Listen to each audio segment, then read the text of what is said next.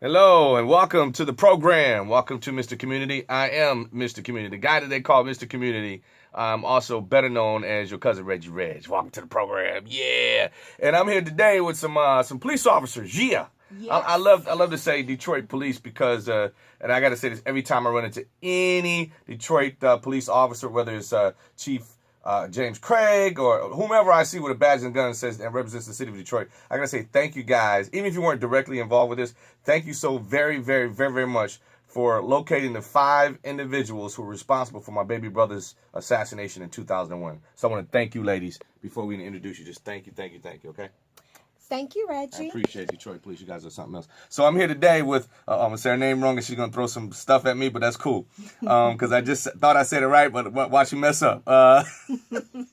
Lahana Sims. Yes, sir. I said it right? Yes.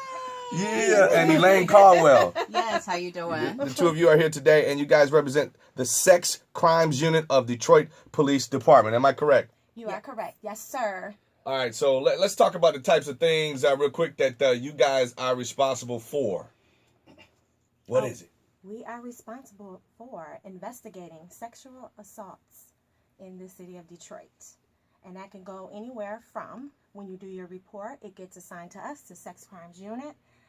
We have to go out, take statements from witnesses, victims, and even defendants on the case. And it can go all the way up to doing a warrant on the defendant, all the way up to prosecution. Wow. So it's a friend of mine that I went to Murray High School with. You guys probably know his name.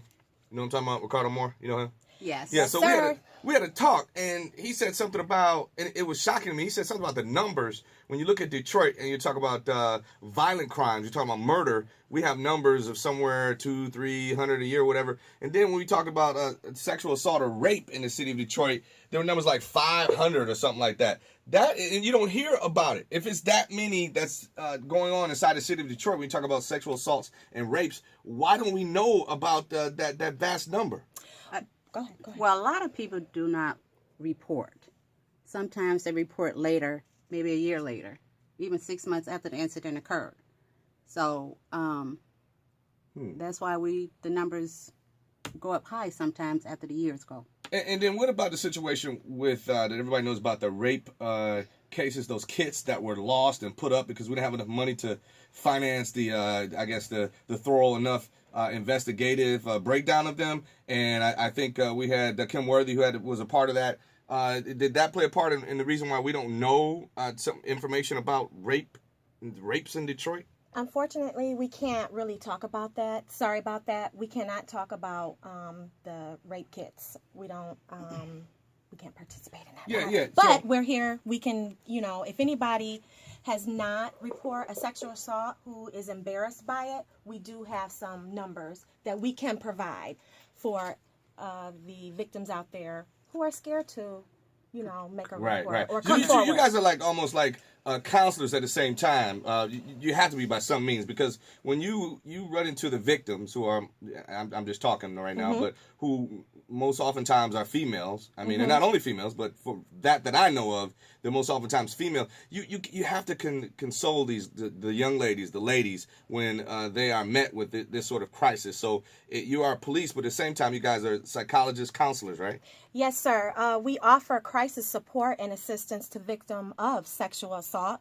And part of the SVU group, of course, domestic violence and secondary victims of any other, sex crimes, domestic violence, and child abuse. So, Ms. Caldwell, you are, what is your title again with sex crimes is? I'm also a detective. So the two of you are the detectives? Correct. And you work together in the field? Correct. Yes, sir. We deal with kids. So you deal with the young people. So we're talking about youth and rapes? Correct. Yes, sir. Oh my goodness! How, if you compare the two with adults versus the kids, as far as rape in Detroit, what's the difference? Can you define that? I mean, is it a lot more? Is it the same amount? Sexual assault is a sexual assault. Right. It doesn't matter if you're an Absolutely. adult or a kid. Absolutely. But at the same time, when you have young people who are oftentimes defenseless. Because if somebody tries to rape me, I'm just let me break this down, everybody. Correct. If somebody tries to rape me, they're gonna have a situation on their hands because I'm grown, I got muscles, I got some other things I might have. And they gonna have to worry about that. A child, on the other hand, may be in school, Head Start or whatever, and those different types, they're defenseless. Yes. So looking at that sort of difference, if I'm defining it correctly, what is the difference there with a child versus a grown man? The children they're scared. They don't want to tell anybody. They're embarrassed. Yes, it is different between the child and an adult. An adult can defend themselves, what a child cannot defend themselves. And, sometimes the kids are sexually assaulted by, you may have in the home. Or you may have teachers. Or you may have coaches. Someone that they feel comfortable with. Right. Or they feel like they're being protected. So it's a little bit difficult for the kids.